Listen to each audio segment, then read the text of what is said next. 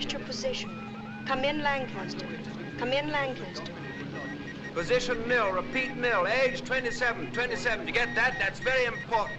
Education interrupted, violently interrupted. Religion, Church of England. Politics, conservative by nature, Labour by experience. What's your name? I cannot read you. Cannot read you. Request your position. Can you see our signals? Oh, give me my scallop shell of quiet, my staff of faith to walk upon, my scrip of joy, immortal diet, my bottle of salvation, my gown of glory, hope's true gauge, and thus I'll take my pilgrimage. Sir Walter Raleigh wrote that. I'd rather have written that than flown through Hitler's legs. I cannot understand you. Hello, Lancaster. We are sending signals. Can you see our signals? Come in, Lancaster. Come in, Lancaster.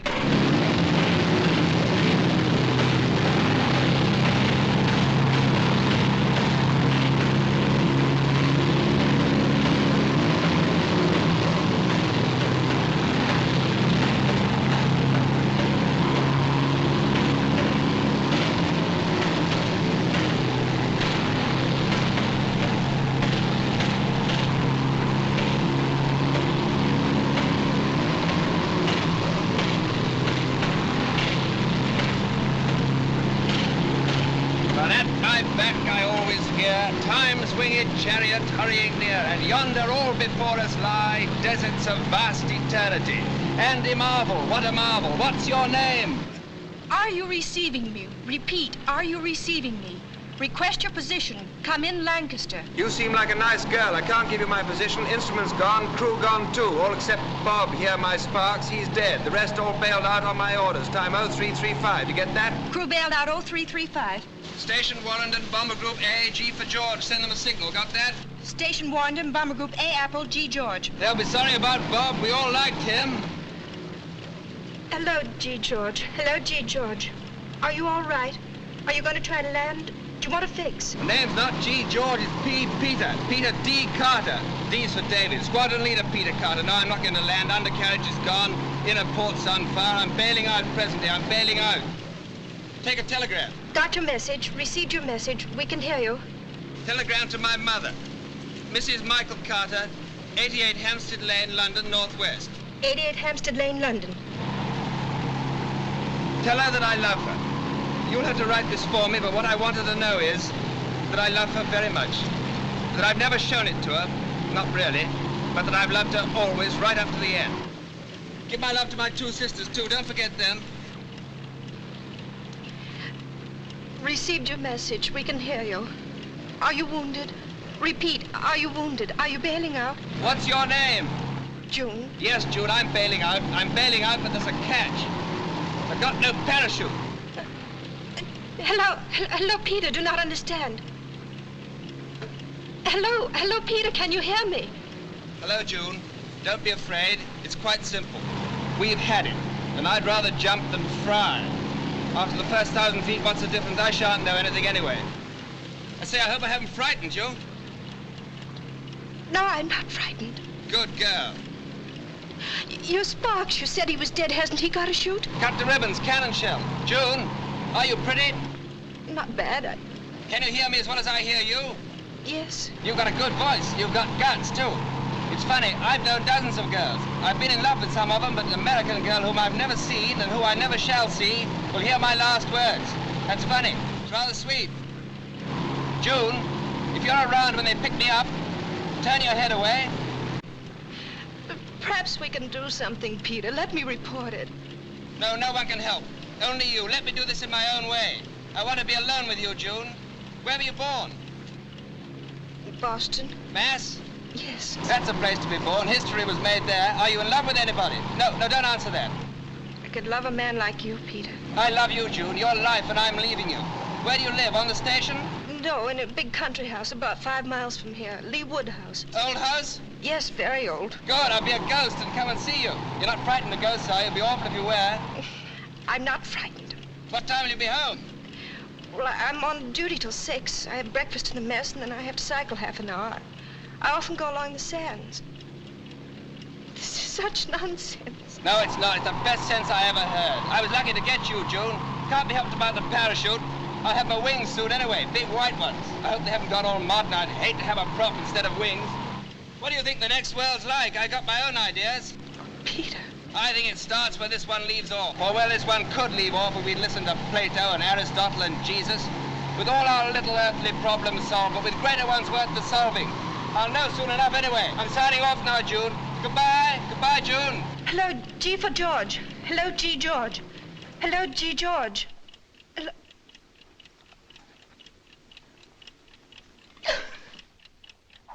So long, Bob. I'll see you in a minute. You know what we wear by now, a prop or wings.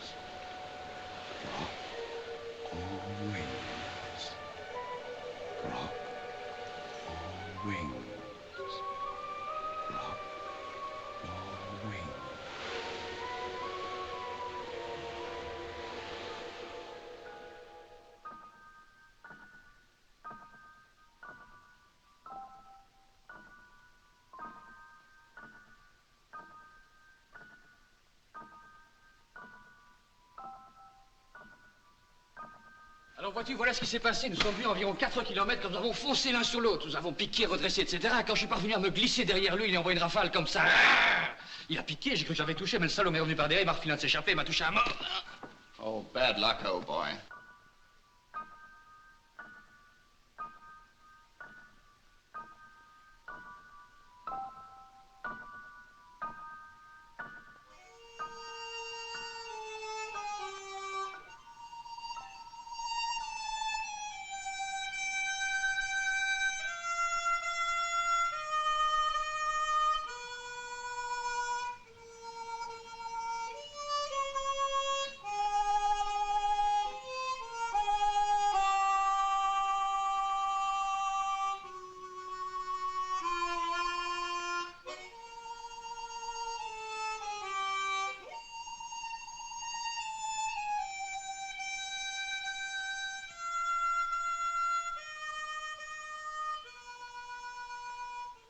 Name and rank.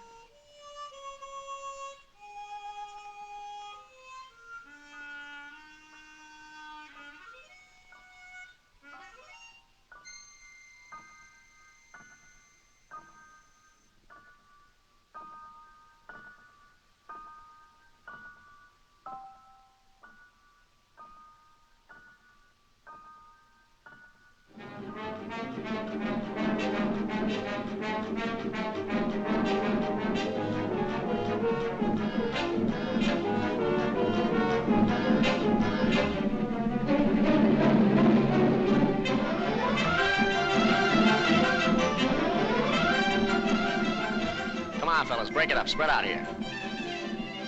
Room and bath. Oh, do you have USO shows here? No, we don't. Okay, we'll stay. Officers' quarters, of course. We're all the same up here, Captain. Excuse me, brother.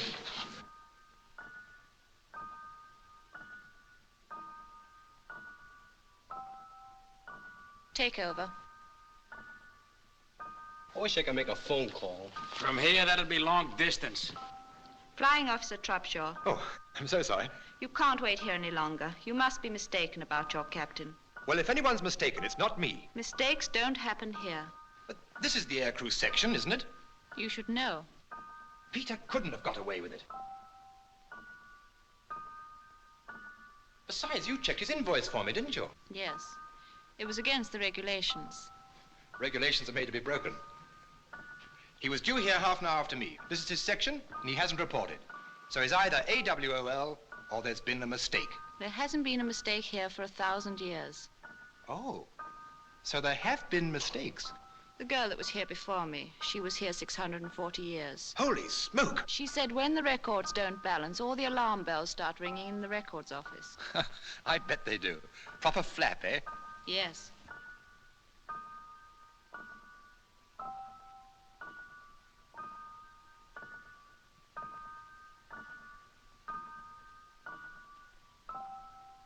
That's only the living records. Everyone on Earth has a file. Russian, Chinese, black or white, rich or poor, Republican or Democrat. Holy smoke. If anybody told me the clerks were working away up here, just like on Earth. Everyone here is allowed to start how they like. It's heaven, isn't it?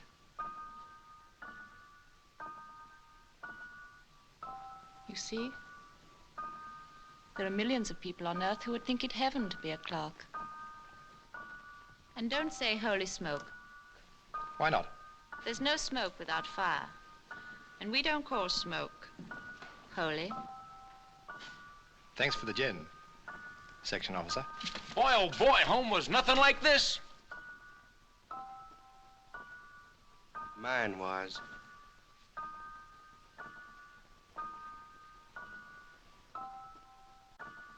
Sign here.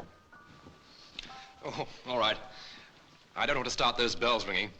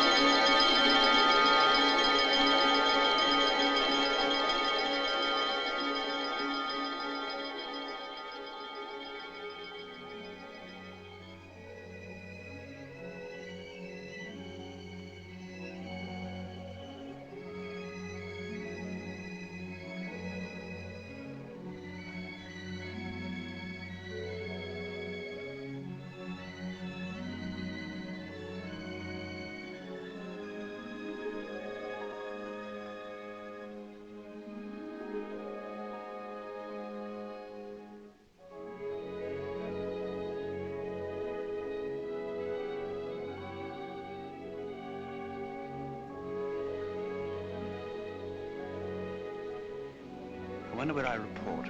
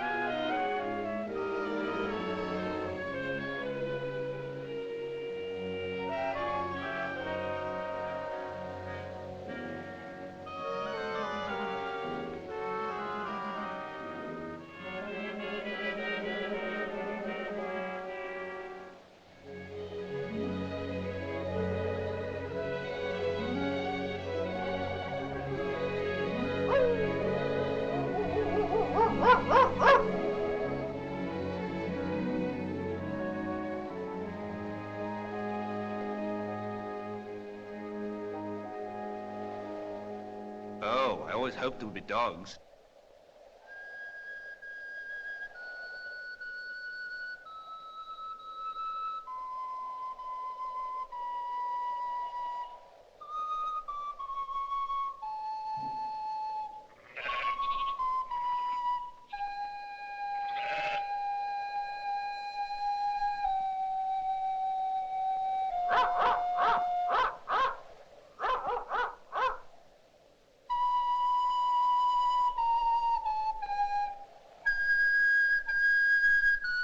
Good morning. Morning. Where do I go from here? I'm new. I only just arrived. Where do I report? You mean the aerodrome? Aerodrome?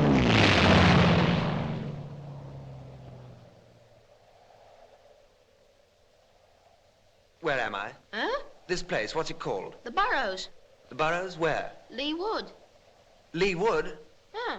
Do you know a house called Lee Wood House? That's it. Where the smoke is, behind those trees. Is that the quickest way? There's a track from the beach. See that bike?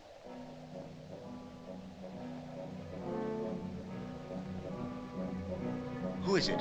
Dunno. One of the Yank girls. They live up at the house.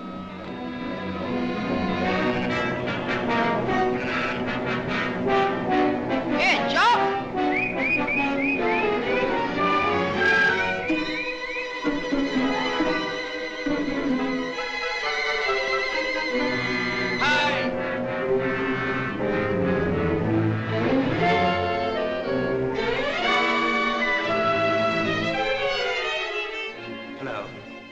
Hello yourself. What's wrong?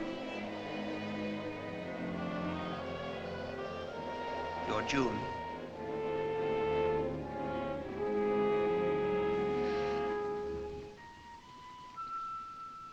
You're Peter. How did you get here? I'm glad you're safe. What did you do? What happened? Don't know. I just don't know. Are you hurt? My head feels a bit queer. Oh, there's a little cut in your hair. It's nothing much. Oh, Peter, it was a cruel joke. If it was on me. I've been crying so ever since we said goodbye. Don't cry, darling. Oh, Peter, darling.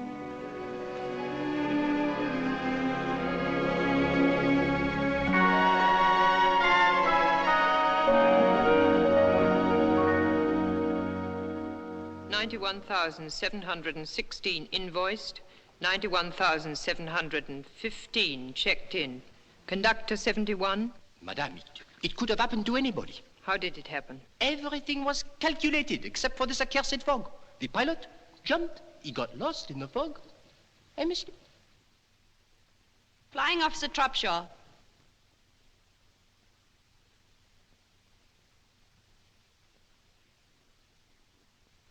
You've been waiting all day for your pilot. Yes, ma'am.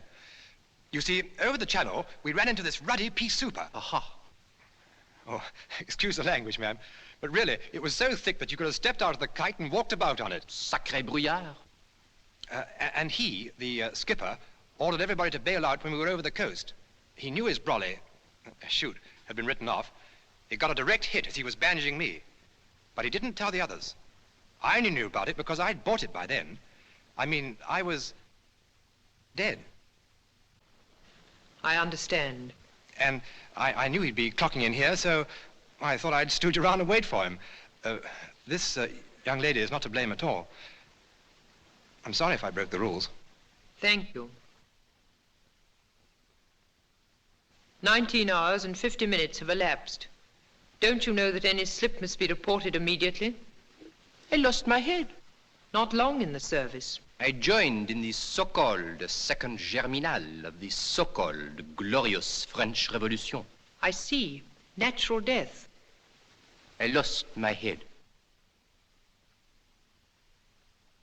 The case is not so simple. No?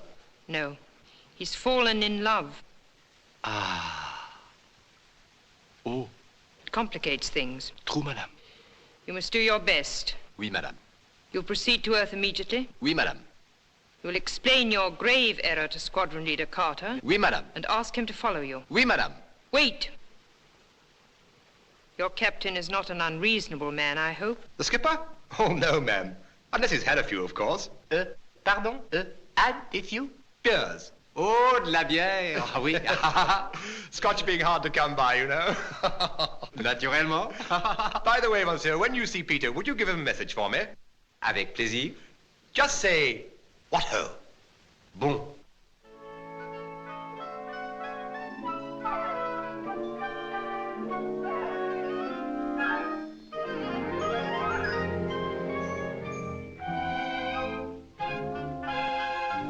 One is starved for Technicolor up there.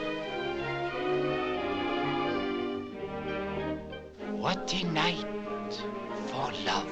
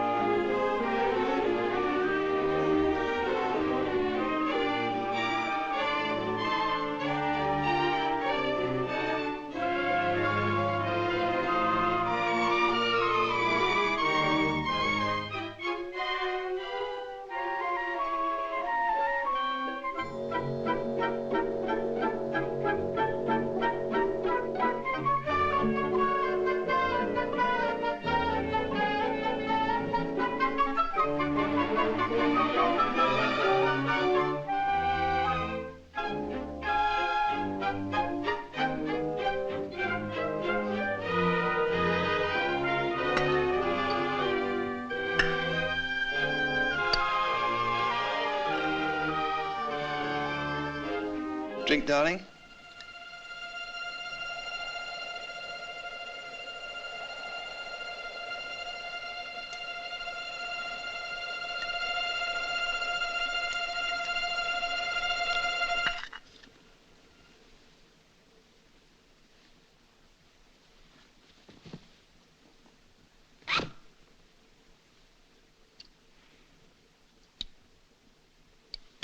Mon ami? Good evening. I think I keep these for a little. And how are you, my friend? I've never been better. June, wake. She cannot wake. We are talking in space, not in time. Are you cracked? Look at your watch. It has not moved since you said so charmingly, "Drink, darling."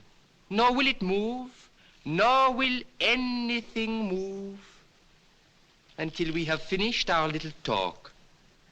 It is only a trick.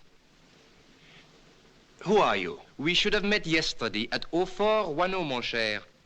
Unfortunately, I missed you. Well, you couldn't have missed me because I wasn't here. Now, who the... I bring you a message from Mr. Trubshaw. Bob? Bob's dead. Oh, yes, he's dead. He says, what ho? Well, that sounds like Trubshaw. But he is dead, isn't he? En effet. But how? Why? Cannon shell. And what should happen to a man who jumps from his aircraft without his parachute? How do you know? But it is I who am telling you, my friend. It is I. Your time was up. But they missed you because of your ridiculous English climate. I am French. But what do you want now? You, my friend. What for? To conduct you. Where to? To the training center. Training for what? For another world. You don't mean... But, my dear friend, that is just what I do mean. Oh, this is absolutely fantastic. June! June! All right. And what if I refuse to go? But you cannot refuse. Your time was up. Now, by mistake, you overstayed by about, speaking in time, of course, 20 hours. The advantage was exclusively yours. You lost nothing, you only gained. What about her?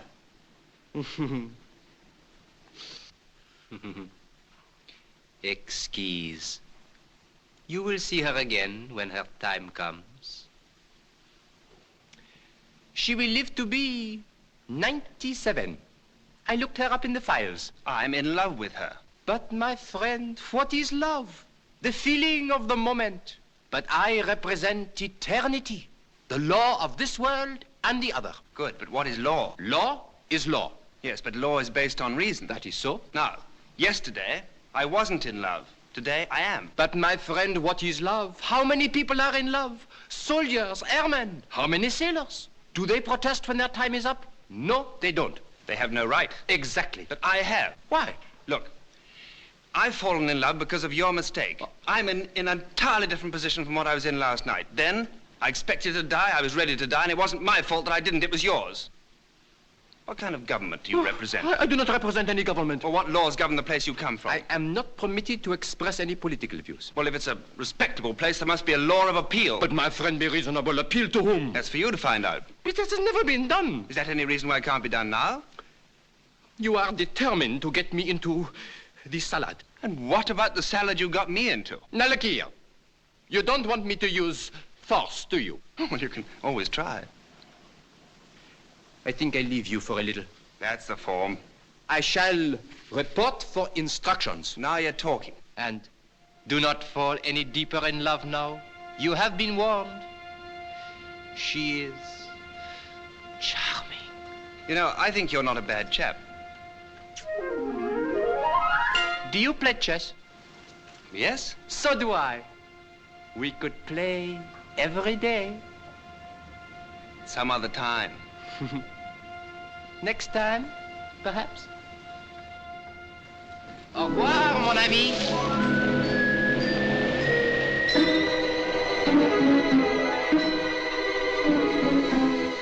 No, thank you, darling. No, thank you, what? You just asked me to have a drink. Did I?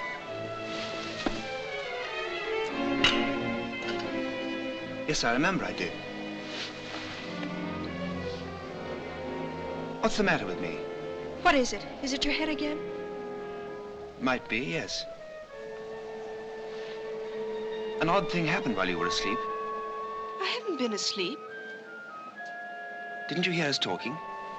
No. Who was there to talk to? They sent somebody. They? Who are they? I don't know.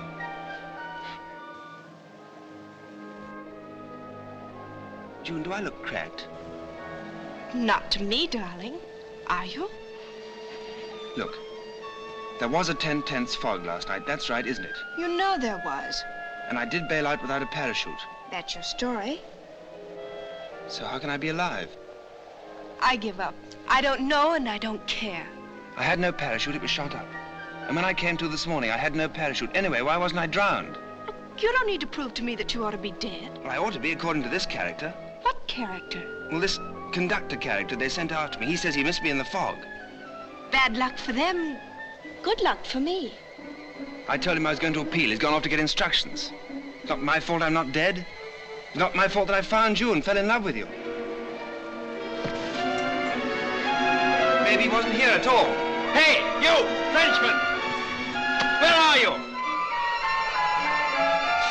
What is it? Oh, I've got an awful headache.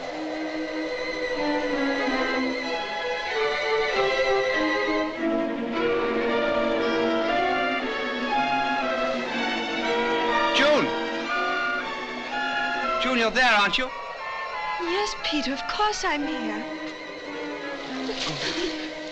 I thought I'd lost you.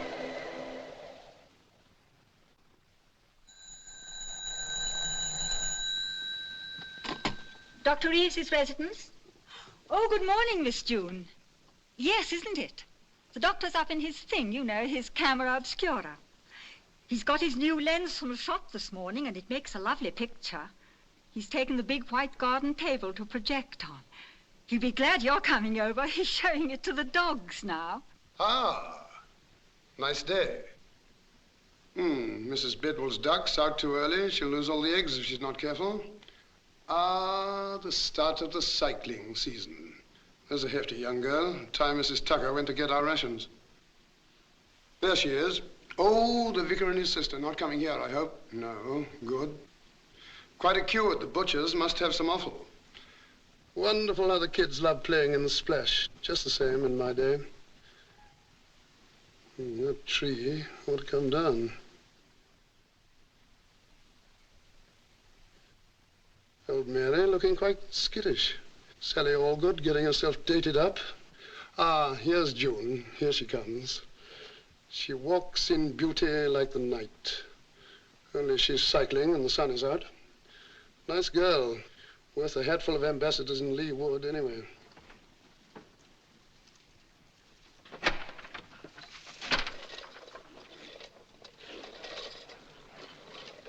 Come on up.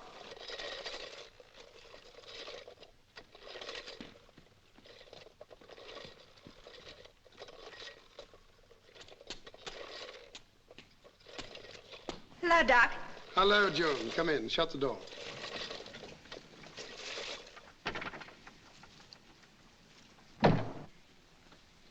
Surveying your kingdom? A village doctor has to know everything. You'd be surprised how many diagnoses I've formed up here. I love looking at the village from here. It looks so different. That's because you see it all clearly and at once, as in a poet's eye. I want to talk to you. So you said on the phone, but it's really none of my business. Dr. McEwen says it's right down your street. This is my street, a village street, and I'm a village doctor. Only because you like living in a village. Dr. McEwen says what you don't know about neurology would fill a peanut. I'm a good guesser. Your guesses are published by very famous magazines like that Brain I've seen in your library. Dr. McEwen says... I know what Dr. McEwen says. I had a talk with him on the phone this morning. Oh, did you? After I talked to you, this is really the ref's business. Carter should have rejoined his station today. I know. Anyhow, what's it got to do with you? Oh, I'm just interested. Oh, I see. But strictly speaking, he's a ref case. He's not a case at all. He's a person, a very fine person. And I want you to see him, Frank. I don't want just anybody mauling him about and asking him questions. I want you. I'm sure the RAF would say I know what the RAF would say. I had to talk to his CO this morning. Oh, Frank. And I had to talk to his group medical officer, too. Fortunately, he's heard of me. Oh, Frank. And if you'd done that earlier, I would have told you earlier, you can't go around the place kidnapping good-looking RAF officers just because you like the shape of their nose. It's not his nose, it's his voice. I fell for that before I ever saw him. He still believes that he bailed out without a parachute. Yes. And he has hallucinations. Mm-hmm. And during these bouts, does he go rather pale? Yes, he did. And he has headaches here. I think so. I don't know. You better ask him. But he definitely sees things. And hears. All right. Did you tell him he was talking rubbish? No. Quite right. He's not talking rubbish. He's talking very logically. Then he can't be in love. Bye. Frank. Yes? He has a very cute nose, too. I'll be over about tea time. Right.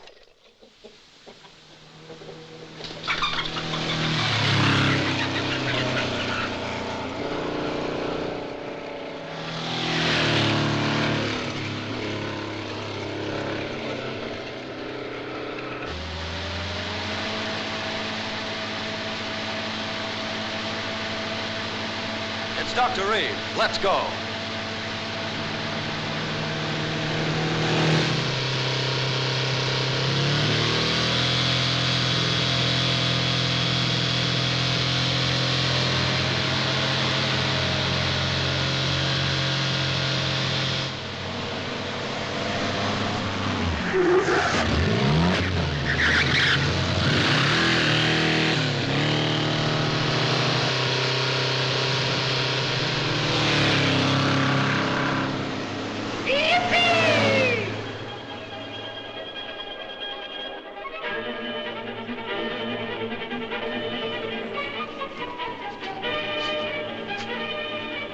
That's not the way to spell Shakespeare.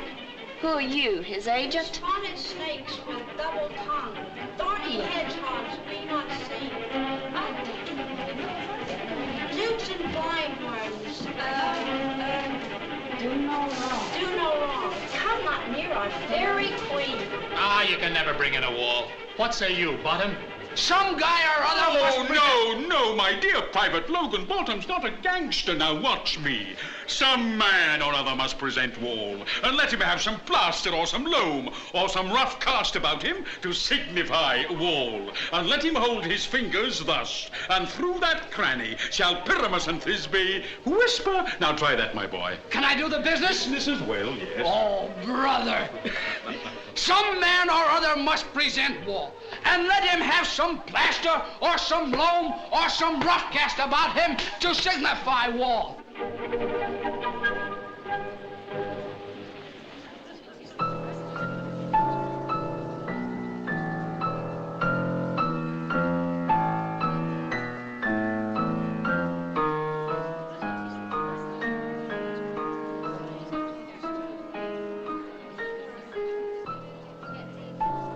Check.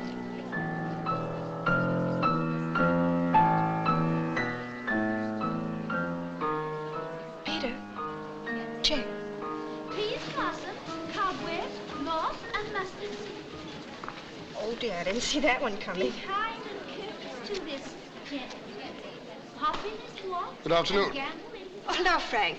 Squadron Leader Carter, Dr. Reeves. How do you do? How do you do? Do I get some tea? It's ordered. Ginger cookies. Good. Who's winning? Well, June's very good. But he's winning. Sit down, everybody. Thanks. Mercy heart, I beseech your worship's name. I shall desire you of more acquaintance, good Master Carter. If I cut my finger, I shall make foam. Your name, honest gentleman? I've told Peter What? who you are, what you are, all about you. Tall order. And I've told you all about him. Has she read your poems? What poems? Well, didn't you know this is Peter Carter? I didn't know.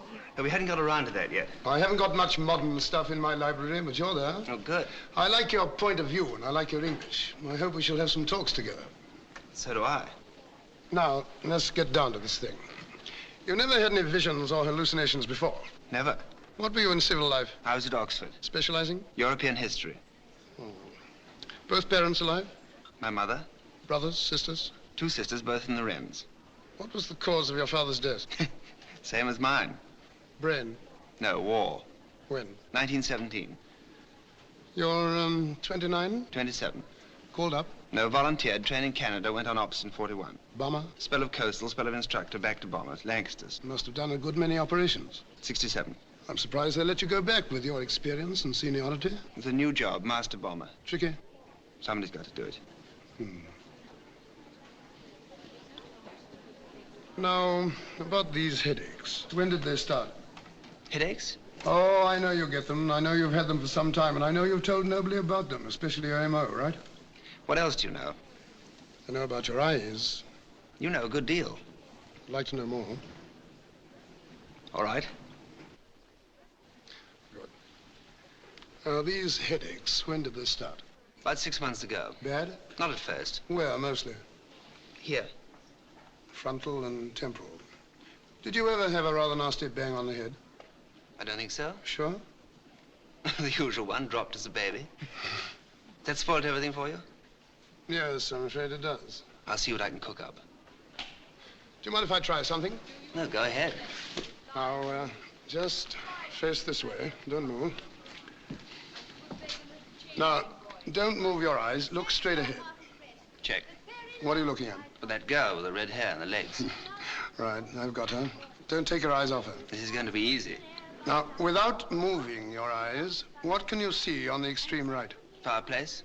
In the center? Girl. Extreme left? Windows. Curtains? Yes. Color? Red. Right, that'll do. Well, if you've quite done staring at that girl's legs, both of you. Well, you've got to do what the doctor tells you. Confidentially, they're rather knock-kneed.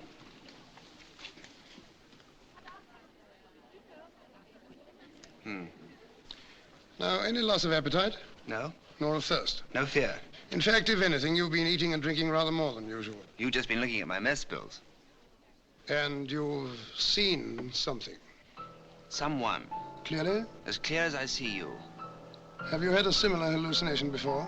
No thanks. Tell me, do you believe in the survival of human personality after death? I thought you said you read my verses. Do you? I don't know. I've never thought about it. Do you? I don't know. I've thought about it too much.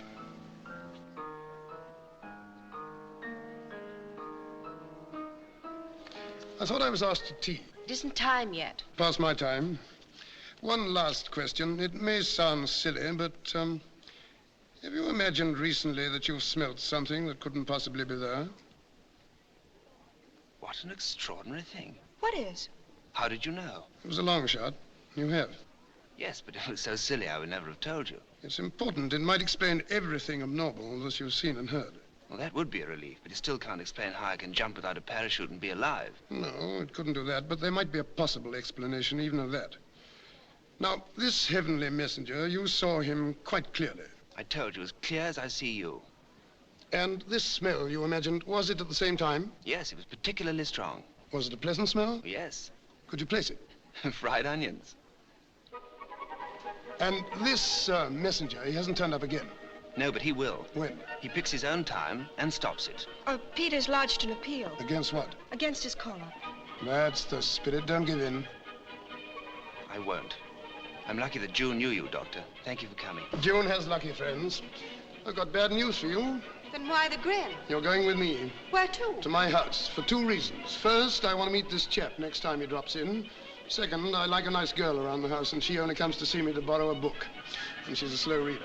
What about my CO? I fixed it with him. Besides, until we get this settled, I'm your CO. And at my house, you get your tea at 4:30. Tea break! All right. Here, you get it at 5. Signals, Doc? Thank you. We are shaping, Frank. We are shaping.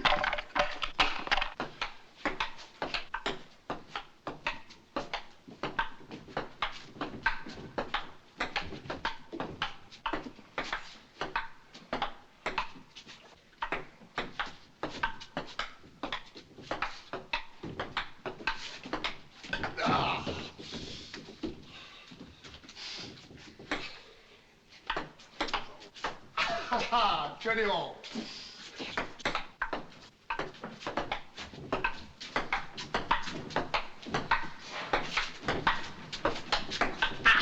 $21.20, sorry. You're sorry, my foot. Ready? Ready? Nearly. Nearly doesn't count. 21 all. Up. I'll be. Count 10. I wonder if Peter's a good player. You can ask him when he wakes. Well, he's been asleep nearly 2 hours and a half. He'll wake at 11. How do you know? I gave him a tablet. Well, how can you tell exactly? Oh, I can't tell exactly, but I know the patient. But do you know him? I think so. Well, then tell me something about him. Are we playing table tennis or are we not? Right, your serve. Right, ready? Ready. Oh. Your game. Now tell me what you think about him. I think he's fascinating. So do I. Not biologically, medically. Have a drink? Love one.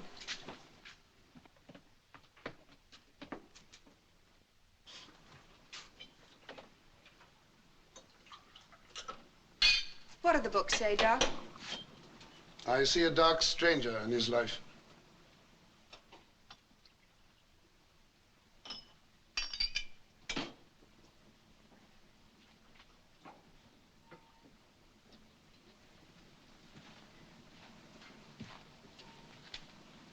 Do you know what's wrong with him? Yes, I think I do. Is he going to be all right? He'll be all right. Here's a drink. Will he have any more hallucinations? Yes, How do you know? because this conductor promised to come back. Will that make him worse? Why should it? I don't know. Seeing things, arguing about his own life, talking to a non-existent man. He does exist for him. He's not going mad then. His brain isn't being affected. Of course it's being affected, but not in the way you mean. That's why I asked him about his sense of smell. I saw it was important. He's having a series of highly organized hallucinations comparable to an experience of actual life. A combination of vision, of hearing, and of idea. To a neurologist, that points to a direct connection with the sense of smell or of taste. Once that connection's established, we know where to look for the trouble. I only want to find out one thing more in his personal history, and I'll find that out later. Now, I'm not going to tell you anymore. Thanks. But how did he survive the jump? I don't know. If we could find that out and tell him, it would save him. It would help, but the main thing is for him to win his case. Are you serious? Perfectly serious. We must help him to win it. How? It depends on what message the conductor brings. But suppose he loses his case. Oh, that's absurd. If we see that he's losing, or we think he's going to lose, we'll find out the reason why he survived. Or we'll invent one. We'll have a couple of drinks, you and I, and we'll invent the greatest lie in medical history. Care for another game? I don't mind. Now, don't worry about him. You see that bell? Yes? He's promised to ring it if he gets another visit. Fine. Come on, your serve.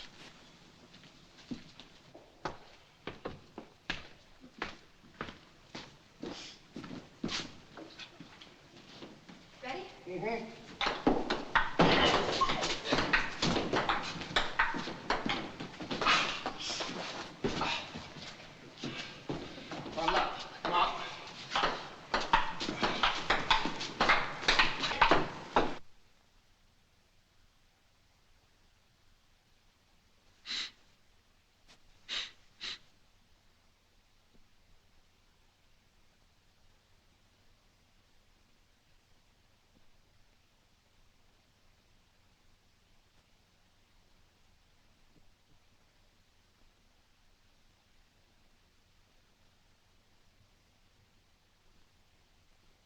Doc, he's here. June!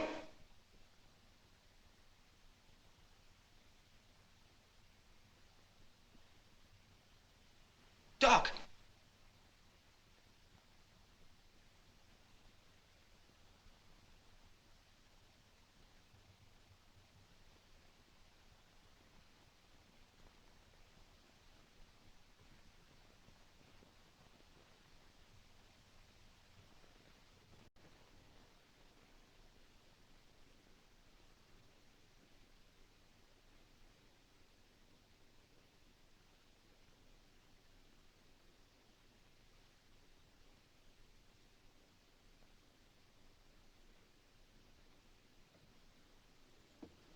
Eh bien, mon cher, comment ça va? Not too good. Not too good. Ah.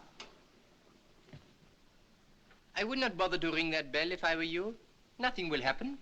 A little trick of mine, you remember? After all, what is time?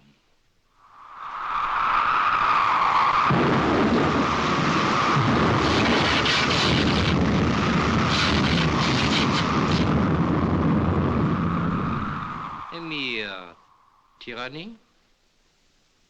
Let me know if you're going to do that again, won't you? This looks good. Very good. Do you know the author? No, but I often have a game with Philidor. Philidor? The greatest master of chess who ever lived. A Frenchman, naturellement. Come along and I'll introduce you. Good. Splendid. No, I mean, you've got good news for me, my friend. How did you guess? Well, you wouldn't try to entice me with this Phillimore. Philidor. Philidor, if you had the right to conduct me anyway. True. Well? Speaking officially, I have good news for you. Good.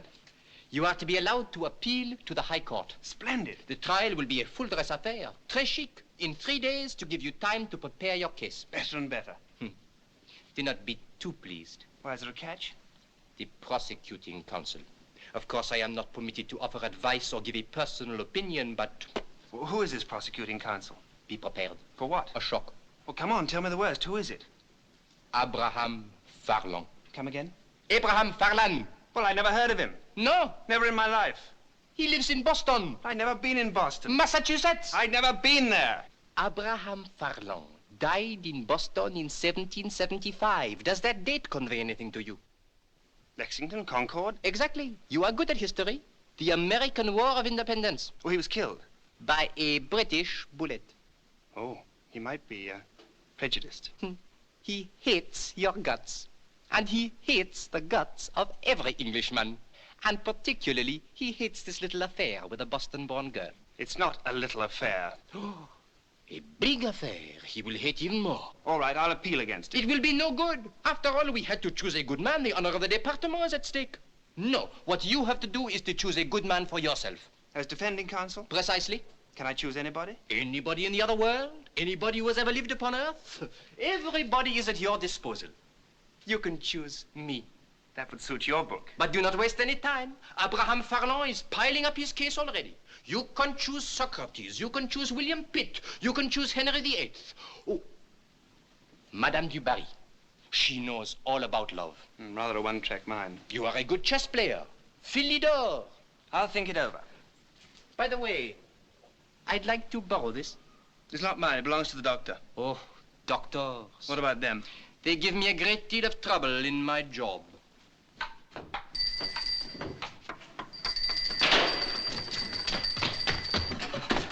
He was here. He tricked us. Yes, he was here.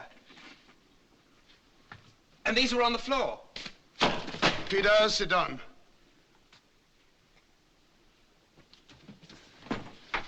Now, look up. Yeah. You've been doing some hard talking. I have. I hope you didn't give in to anything. No. That's the spirit. Do you think I could stay overnight, Frank? Yes, I'll tell Mrs. Tucker. I don't need anything much. Now, let's see. I'll tell Mrs. Tucker you're staying. Dr. Reeves. Yes? Can I stay in here? I want to be near these books. Of course, I'll fix up a camp bed. Great news, darling. What, sweet? I'm to be allowed to appeal. Really? Oh, June, I don't want to leave you. Darling, why should you leave me? Everything will be all right. Well, if I can get a good counsel. Of course you will. Well, it's very important. I don't want to lose you. Darling, I don't intend to let you go. No one can take you from me. I won't let them. Well, it's no good. You see, a judgment against me would be backed up by all the power of this world and of the other. Drink this. Peter's got the right to appeal. Splendid. Did you smell anything? Yes. The same? Fried onions? Yes. Good. Drink that up. Any headache? Mm. You can tell me tomorrow what he said. No, he said... Good heavens. What is it? He got my 100 best games. What? Harlequin's chess book, 100 best games. You sure? Absolutely certain. He had it in his hand. What a nerve. A bit cool. Now, how about getting to bed? Now, I want to talk to you first. It's important. No, not now. Have a long sleep. Tomorrow you'll feel as fresh as a daisy. It's about my counsel. I don't think you believe a word of what I say. Of course we do. My dear friend, here on Earth, I'm your defending counsel, and as your counsel, I believe everything you tell me.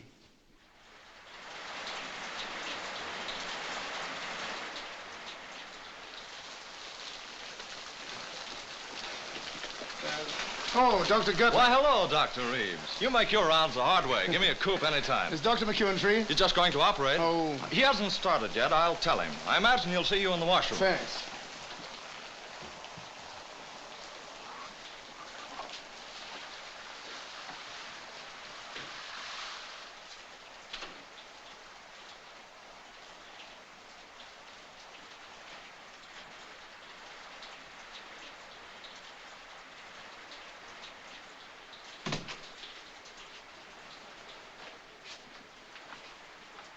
Hello, Frank. What's new?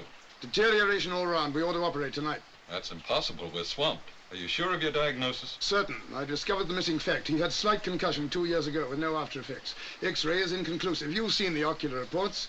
You know all about these highly organized hallucinations coupled with a sense of smell. Everything points to arachnoid adhesions involving the olfactory nerve in the brain. It's a tricky operation, but I've never seen one. I have several at the Hospital de la Pitié in Paris. I've made some notes. I wonder if the surgeon could see them. Sure, it'll be Dr. Liza. He's a very fine neurosurgeon. Liza, a good man. But I don't see how we can manage tonight.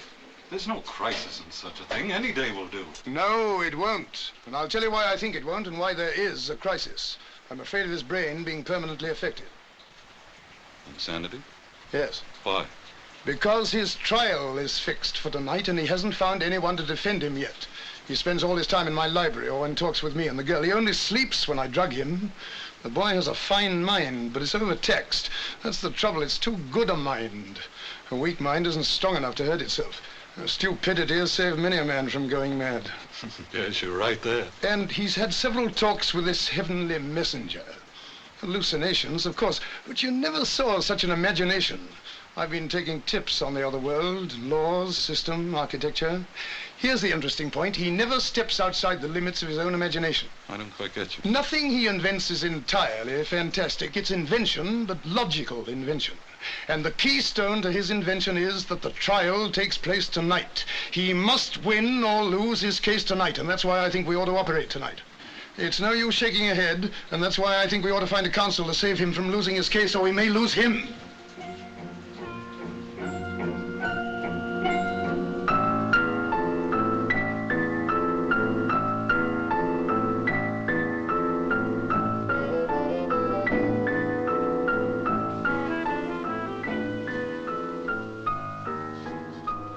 What about him? Lincoln. Oh, it's hardly fair to drag him in. I don't believe he'd be prejudiced. Plato. How would you like to be defended by Plato? Nobody knew more about reasoning than Plato. He was 81 when he died. He might be too old to think love important. You think so? Anyhow, Plato had very elementary ideas about love. Besides, didn't he quote Sophocles when somebody asked him if he was still able to appreciate a woman? What did the old boy say? Well, he said, I'm only too glad to be rid of all that. It's like escaping from bondage to a raving madman. These Greeks, cold as their marble. Now, if he had been French, Richelieu, for example, irresistible at 80. How about Richelieu? I never liked him much in the Three Musketeers.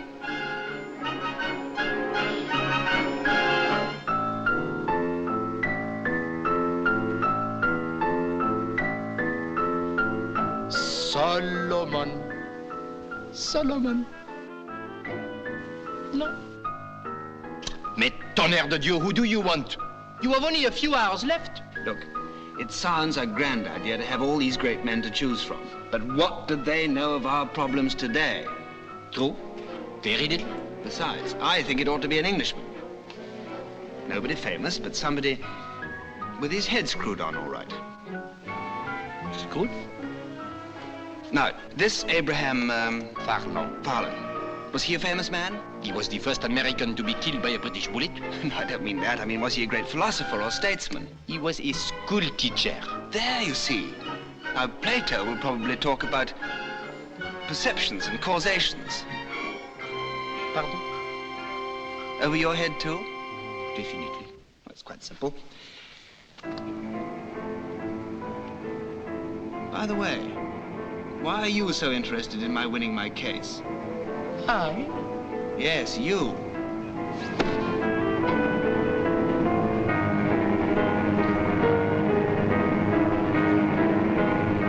And why am I being taken up this stairway? I'm not being taken for a ride, am I, by any chance? What a suggestion. Oh, take that bit of barley sugar away. I don't like it. I don't like your suggestions. I think I'll go back before it's too late. Peter! Peter! Peter! Peter! Peter, ne soyez pas bête! Peter!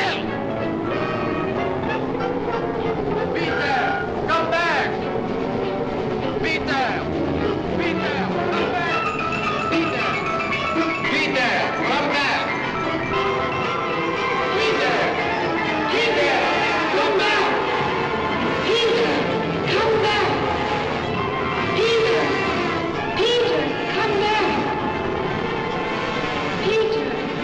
Peter, come back! Peter! Peter, come back! Peter! Peter! Peter, my darling, come back to me!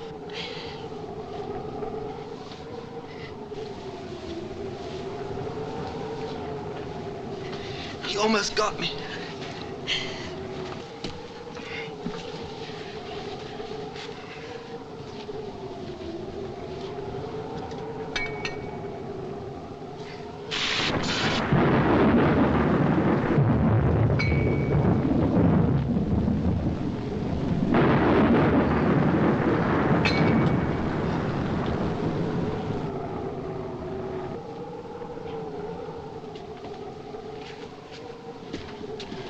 He'll be all right in a moment. Why isn't the ambulance here? It was due half an hour ago.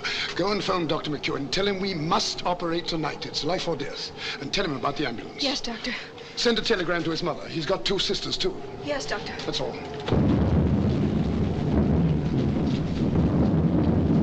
Hello, Peter.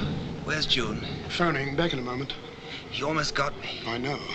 He's a crafty beggar. I only got away by the skin of my teeth. Now, look here. Don't let anybody fool you into giving up this case. You've been allowed to appeal. You've been promised a fair trial. Don't give in to anybody. Promise? I've got no counsel. We'll find the right man. They can't start your trial without your counsel. They might appoint some stooge. Nonsense. Or let it go by default. I tell you, we'll find somebody. They can't start till then. Nobody famous. No, that'd be the worst thing we could do. How about a pal of yours? Might find somebody. What about your radio operator? Bob? Yes, think it over. You couldn't get through. They don't answer. It's the storm, Mr. Frank. They always cut the telephone off. I'll go on my bike. No, one of us must go. Look, you're more valuable here. Now, if the ambulance comes, don't wait for me. If I meet it, I'll come back. Now, go to him. Don't allow him to despair. His life is in your hands.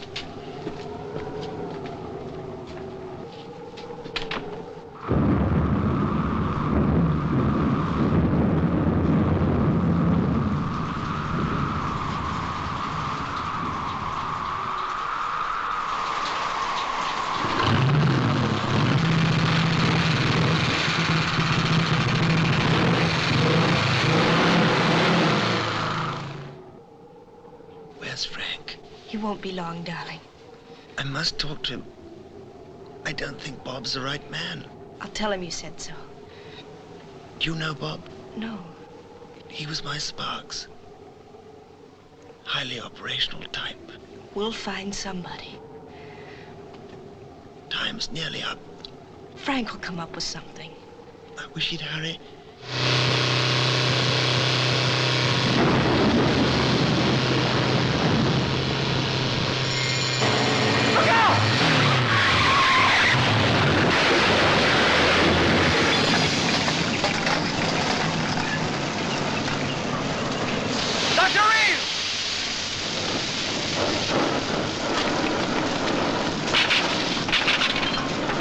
extinguishers. Okay, down. And the blankets.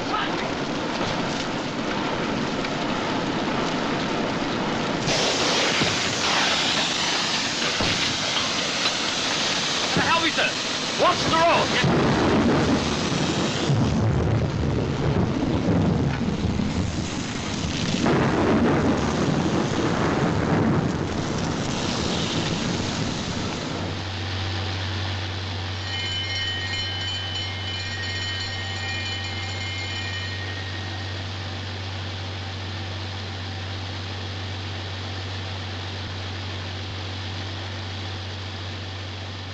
He never saw us until it was too late. He turned off to save us. Gosh, I feel bad about it. He was a fine man. You couldn't help it. He was interested in this case, wasn't he? Yes. I saw his notes he left for Dr. Leiser. It was a fine piece of diagnosis. He left notes for the operation, too. Dr. Leiser is very good, isn't he? Best.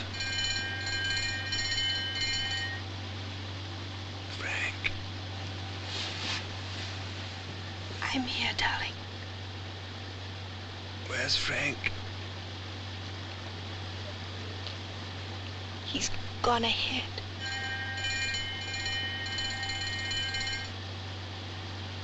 He's had an accident.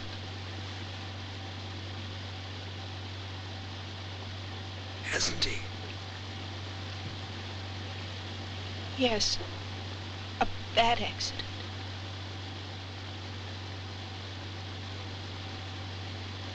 Is he dead? Yes, he's dead.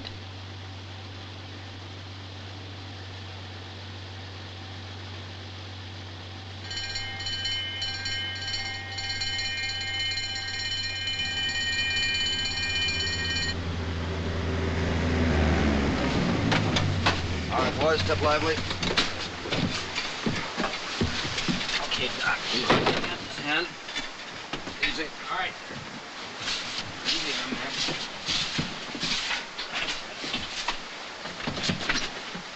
All right, Johnny, take it away.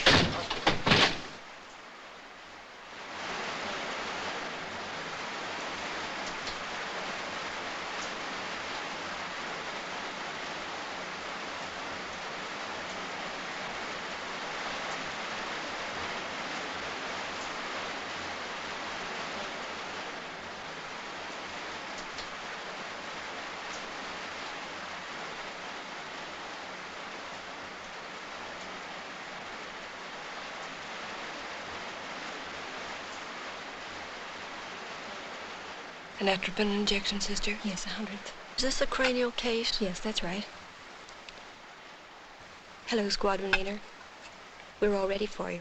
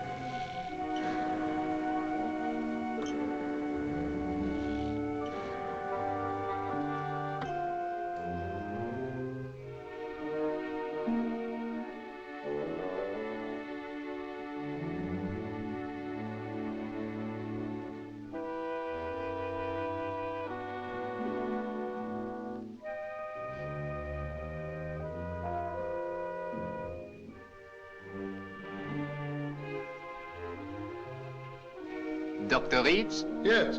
Permit me to return your book. Oh, Aha! So it's you. I will introduce you to Philidor. Cher colleague, this is a special case, court of appeal. I will undertake to deliver Dr. Reeves. As you wish. Merci. Be of good cheer, friend. Thank you. One of the best men in the service, a compatriot of yours. What's his name? Oh, John... Bunyan, yes, of course. And how is dear Peter? Oh, he has a fighting chance. Uh-huh.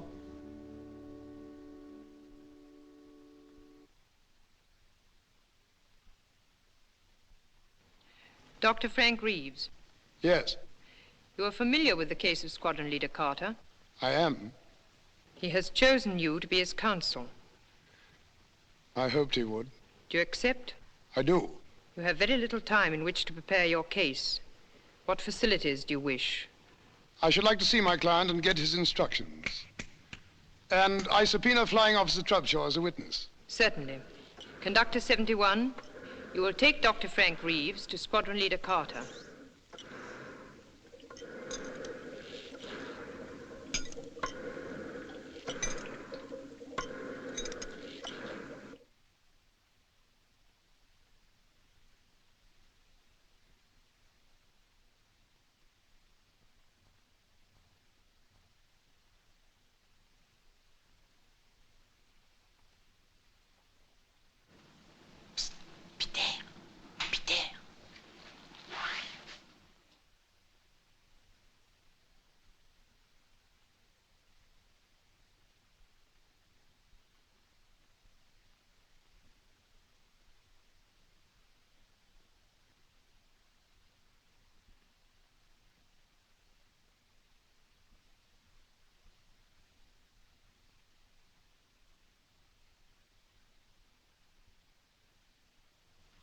Hello, Bob. Watch us, Skipper. I didn't expect to see you here. Not yet, anyway. Not up there, either. Well, it was Doc Reeves' idea. I subpoenaed him. Let's talk. Right. You sure they won't miss me? Miss you? You know me, mon ami. That surgeon's very neat. Very neat indeed. I like his work. You're in good hands, Peter. I know. Now, look here. I know what's coming. Yes, I'm very flattered, but are you sure I'm the best man? Quite sure. Aren't you afraid that I may be out of my depth up there? No. Well, doesn't it worry you I'm no lawyer? No. If he gets on to politics, I'm sunk. Who isn't? Come on, Frank. You must have something. Oh, just a little common sense. But if it's as rare up there as it is down here, it'll do me. Say yes. Well... He has no choice anyhow. What are we talking about, then?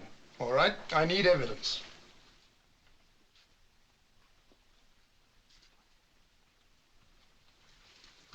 Look at her. Holy smoke. What? She looks like a nice girl. She is a nice girl. Hardly your type, Skip. I've fallen in love with her. Her accent is foreign, but it sounds sweet to me. We were born thousands of miles apart, but we were made for each other. That's an excellent piece of prose. Sorry. Nothing to be ashamed of. May I kiss her, just in case, you know? Okay, you may, but she will not know it. Doesn't matter. Oh, he's English. What is the good of kissing a girl if she does not feel it?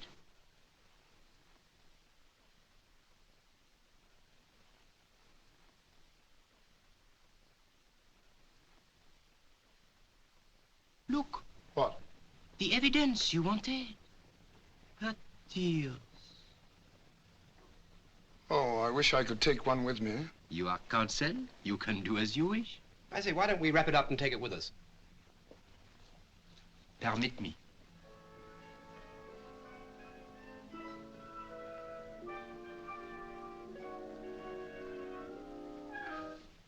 That's it. The only real bit of evidence we have.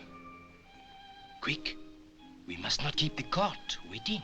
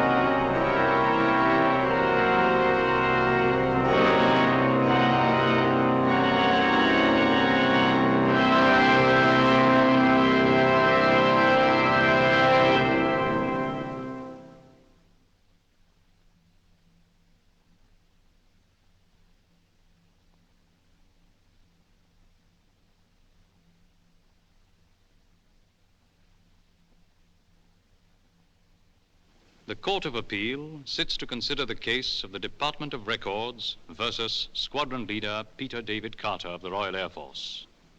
He claims negligence and superior rights and responsibilities arising out of that negligence. He is appealing for remission of the date of his term on Earth and for a reconsideration of his case. It has been decided to allow this appeal. It is for the jury to decide whether it shall be successful. Owing to the interest aroused by the case, there is an unusually large audience. We can, of course, seat everyone who wishes to be present, but the front rows have been reserved for those who have a special interest in the case. Members of the jury, do not allow yourselves to be influenced by anything but the facts and by your conscience. You will have every assistance from the court to help you to arrive at your verdict. The counsel for the prosecution will take his place.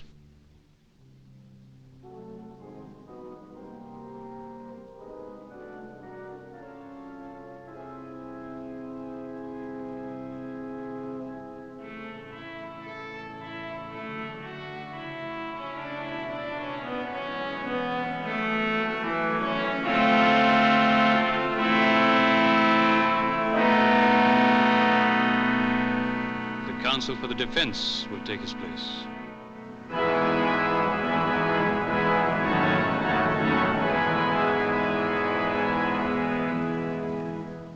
I call upon the prosecution to open the case. Your Honor, members of the jury, this case has 3 issues. Peter D. Carter, an Englishman, should have died on the 2nd day of May, 1945, at 10 after 4 of the clock, British double summer time. Due to an oversight which I hasten to state is contrary to the traditions of a great service, the defendant did not die. Therefore, issue number 1, who is responsible? When summoned to report some 20-odd hours later, the defendant refused to accompany Conductor 71, giving as his reason that in the time which he had borrowed, he had accumulated new responsibilities of an allegedly important and permanent nature. He claimed, in fact, that in these 20 hours, a young lady of good American stock had fallen in love with him. Therefore, issue number 2, are we to believe this?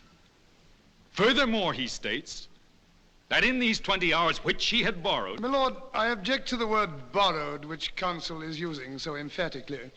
To borrow means to get temporary use of something, to use something without being the true owner. My client didn't get. He was given the 20 hours in question. He didn't use something without being the true owner. He was the true owner of his own life. The next points are, is this young Englishman in love with this young lady of good American stock? And even more important is she in love with him? Why do you stress their nationalities? Very important, sir. Extremely important. Why? Because we are talking of love, sir. It can happen, you know, between an Englishman and an American girl. And, vice versa? Possibly. But what are these love affairs, Dr. Reeves? Men and women, thousands of miles away from home, away from the love they left behind. Minute sparks instead of scorching flames, fading, shabby wigs instead of the rich gold of a woman's hair. The love of the moment, Dr. Reeves. Do I call it love? Once in 1,000 times, perhaps. And how many end in lasting marriage? 1 in 10,000. My case, sir. That, sir, is for you to prove. When in the course of human events our men and women came to your country as your allies, it was not to become your prisoners. Sir, may I bring you up to date? We're living in the 20th century, not in the 18th. May I bring you up to date, sir? We are not alive at all. A point. And I am up to date, sir.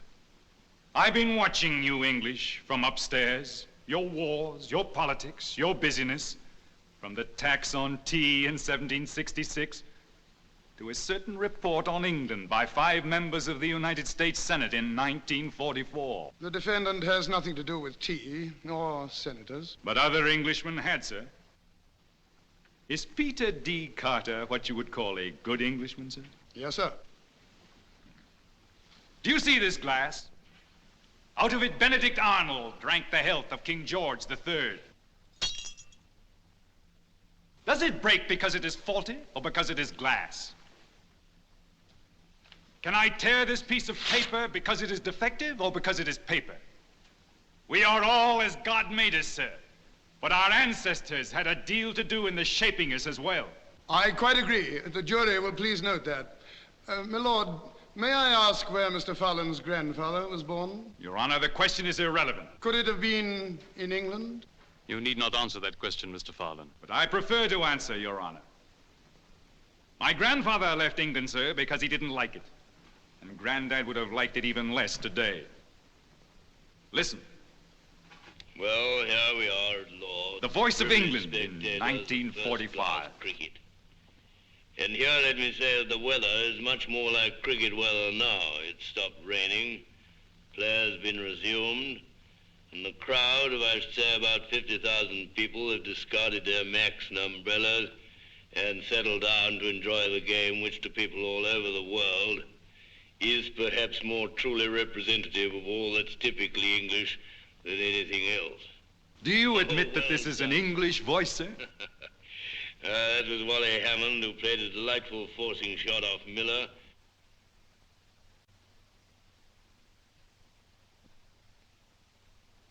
The Voice of America in 1945. Shoo, shoo, shoo, baby. Shoo, shoo, shoo, baby. Bye, bye, bye, baby. Your papa's off to the 7 seas. Don't cry, baby. Don't sigh, baby. Bye, bye, bye, baby. When I come back, live a life for me. I don't understand a word. Nor do I. Say goodbye this way. But for England, I'm ready to call John Donne, Dryden, Pope, Wordsworth and Coleridge, Shelley and Keats, Tennyson, Bridges. And Milton and Shakespeare. I concede your point. And you've already called Peter Carter. Is he a poet? He will be if you give him time. We are here to decide, that's it. I can't deny it.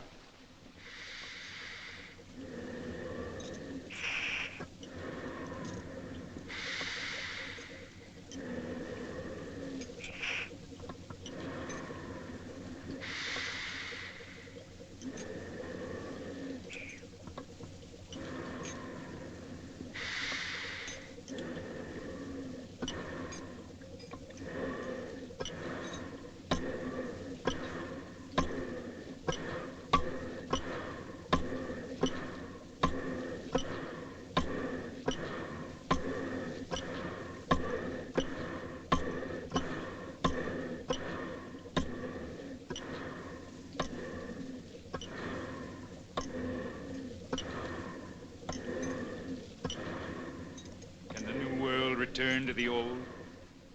Should the vibrant humor of a young American girl be stifled in the pages of Punch? Should the swift tempo of her life be slowed to the crawl of a match at cricket? Should her accustomed native comfort perforce conform to England's warm drinks, cold rooms, drafty windows, smoky chimneys, faulty plumbing? 2 million houses have no windows at all, and frequently the roof and walls have gone with the windows. My lord, I submit that this court is concerned with the life and death of Peter Carter, and not with past history or present plumbing. Hear, hear! But Peter Carter's character, sir, like every other human being, has been formed by circumstance, by a chain of circumstances.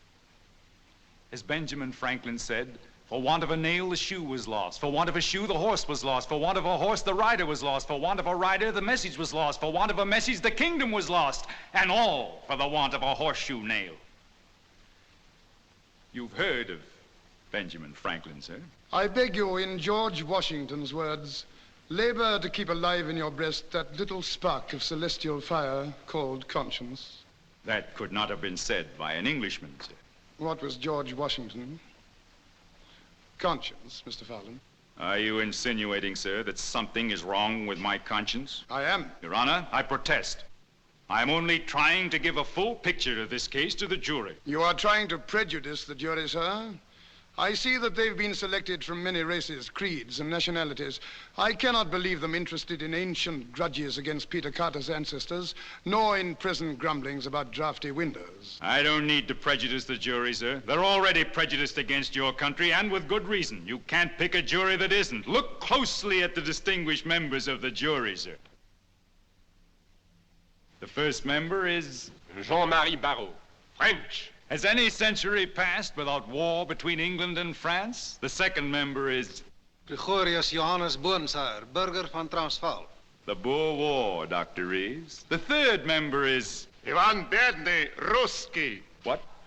I'm Russian. The Crimean War, Dr. Reeves. And you, sir? Chanjiming, Peking. Don't forget England's attack on China in 1857, occupying unprotected Peking. And you, sir? Rala Tajpailal from the Punjab. Think of India, Dr. Reeves. Think of India. And you, sir, you are? James Monaghan, Irish. Choose a new jury anywhere, Dr. Reeves. It will always be prejudiced against your country. My lord, I wish to take counsel for the prosecution's advice. I challenge the jury and request that a new one be chosen. Chosen from where, Dr. Reeves? Mr. Farland said from anywhere. Except from England. Why not from England?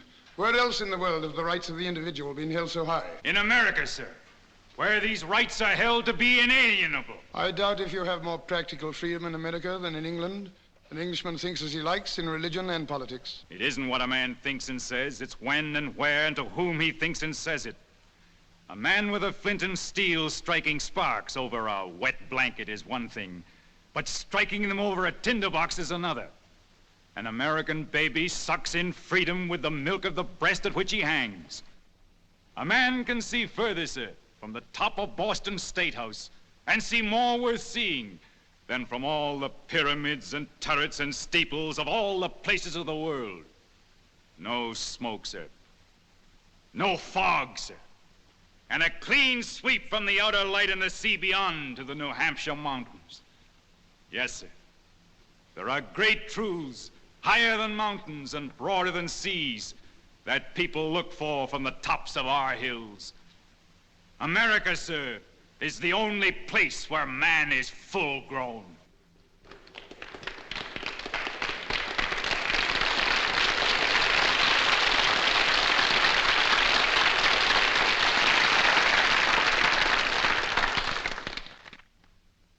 Then I choose a jury of Americans. Of Americans, sir, selected from every walk of American life. If there is one who has fought in the wars of independence, I want one who has fought shoulder to shoulder with us against our common enemies in this century. If the third has a mind that can only think 170 years back, I want the fourth to be thinking 170 years ahead. I cannot deny that I hope, no, that I know that this jury will be prejudiced in favor of my case. For I am pleading for the rights of the individual against the system. But it is also against the law, Dr. Reeves. The eternal law of the universe. Nothing is stronger than the law. The whole universe is built upon it. This is a court of justice, not of law. My lord, I ask for a new jury of American citizens. Do you agree, Mr. Farland? I would welcome such a jury, Your Honor. The jury will stand. The jury will retire and the new jury will take their place.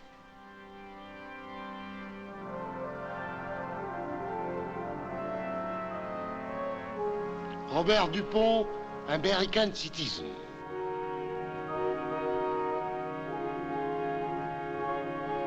Lieutenant Piet van der Eyck, American citizen.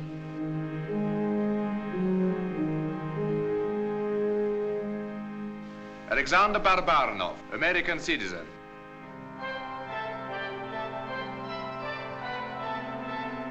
George Wang, American citizen.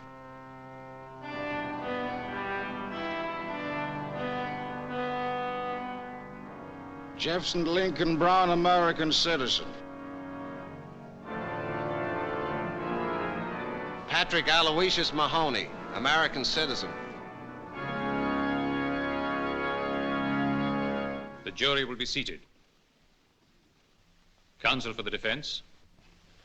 Here in this rose is my case. And what is my case? I entirely agree with Mr. Fallon. Has Peter Carter fallen in love during the allotted extra... Borrowed, Dr. Reeves. Disputed extra 20 hours he had, or hasn't he? Has someone, the name is unimportant, fallen in love with him? Now, here are two young people who would never have met but for a mistake higher up, penalized for the most natural and simple thing in the world. They fell in love. Here in this tear are love and truth and friendship. Those qualities and those qualities alone can build a new world today and must build a better one tomorrow. That is my case, and upon it I demand a verdict that Peter Carter shall live. Your Honor, we all feel that the defendant and this young girl should be given a chance to be heard. My lord, nothing is impossible.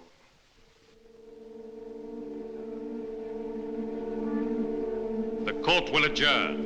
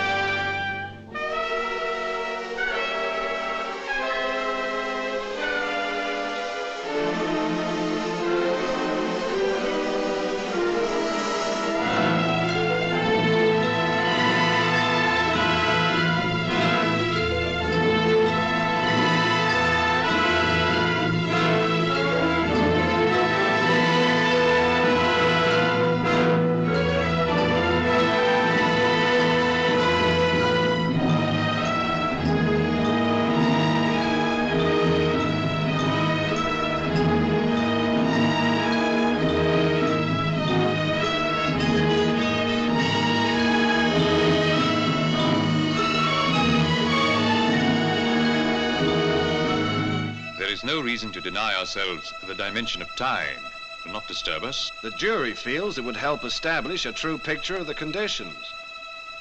Very well.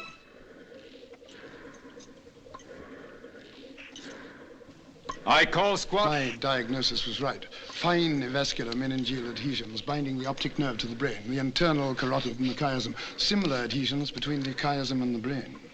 Did I tell you about my operation? Dr. Reeves, we are not here to check your diagnosis, but to put certain questions to this young man. Quite right, certainly. I call Squadron Leader Peter D. Carter. Hello, Peter. Hello, Frank. How's the operation going? Fine. Lice is a very good man. He'd better be. Peter Carter, you are on the witness stand. You are under oath. Do you understand? Yes, Mr. Fallon. You know me, sir? There's no mistaking you. Your smile is not unattractive, sir. Did you use it to enamor this young American lady? I love her, sir. Answer the question. Would you repeat the question? It had enamored in it. Never mind the exact question. Did you consciously try to influence the emotions of this young American lady? We fell in love before we'd ever met. You claim you love her. I do love her. Can you prove it? Well, give me time, sir. 50 years will do. But can you prove it? Well, can a starving man prove he's hungry except by eating? Would you die for her? I would. But I'd rather live. Young devil. Your Honor, I apologize for the expression. Your witness. No questions. Conductor 71. Monsieur? Is the young lady available? She sleeps. She sleeps? The jury will please note that. I put her to sleep. Indeed, why? To enable you to call her, sir. The jury will please note that. I do call her, Your Honor.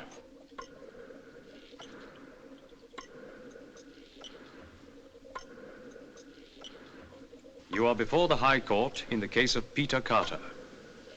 You have been called as a witness by the prosecution. You will tell the truth, This gentleman is counsel for the prosecution. Child, where were you born? In Boston, sir. You know this man? I think so. You think so? I only met him a few days ago. You hardly know him. How can you think you love him? But I do love him. Nonsense, my child. I object. Counsel will withdraw the expression. It's all right, Frank. He's right. There's no sense in love. Wisdom still flowers in Boston. Can you prove that you love him? How can I? Would you be willing to die for him? Yes. Would you take his place in the balance sheet? Yes. Don't believe her. Would you? My lord. Stand aside, sir. You've got no right to ask. How dare you address me like that? Peter, you must obey.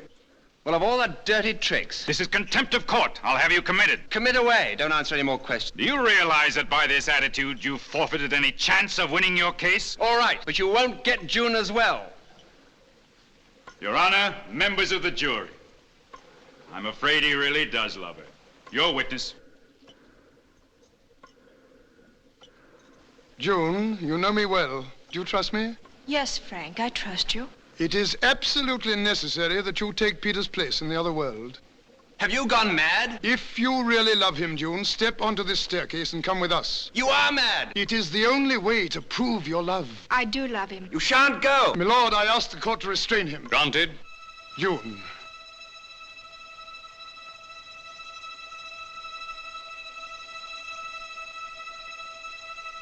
Take care, Dr. Reeves. In the whole universe, nothing is stronger than the law.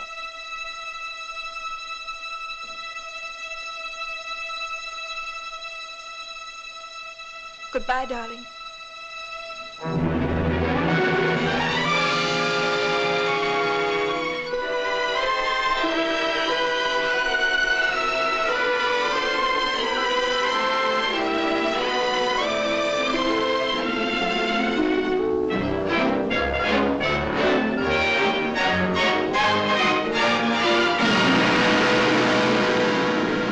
Yes, Mr. Fallon, nothing is stronger than the law in the universe, but on Earth, nothing is stronger than love.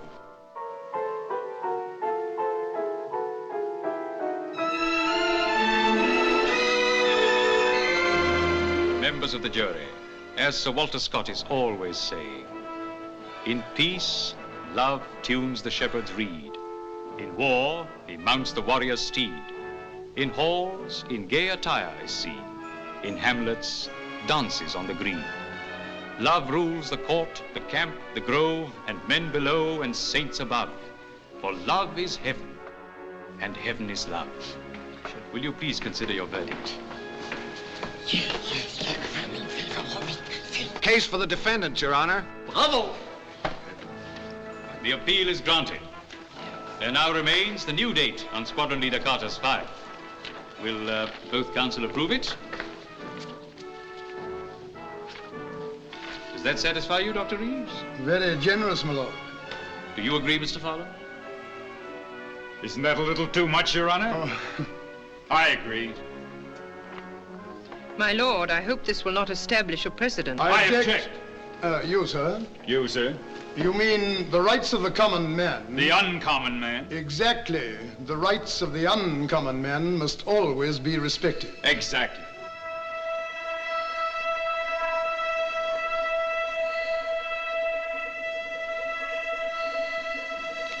Keep his head flat and sandbags. I've written him up. Tell him this, I'll send the notes down. Congratulations. An interesting case.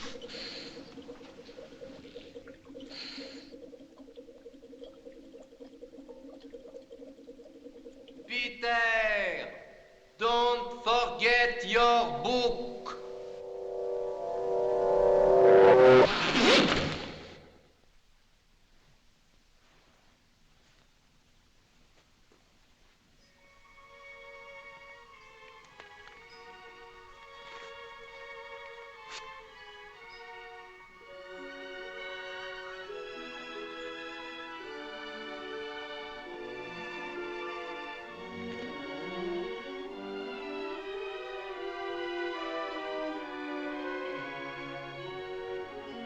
Frank.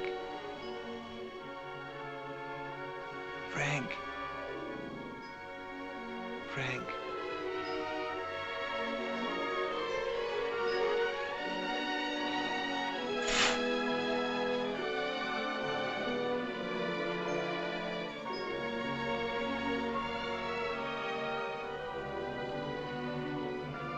Hello.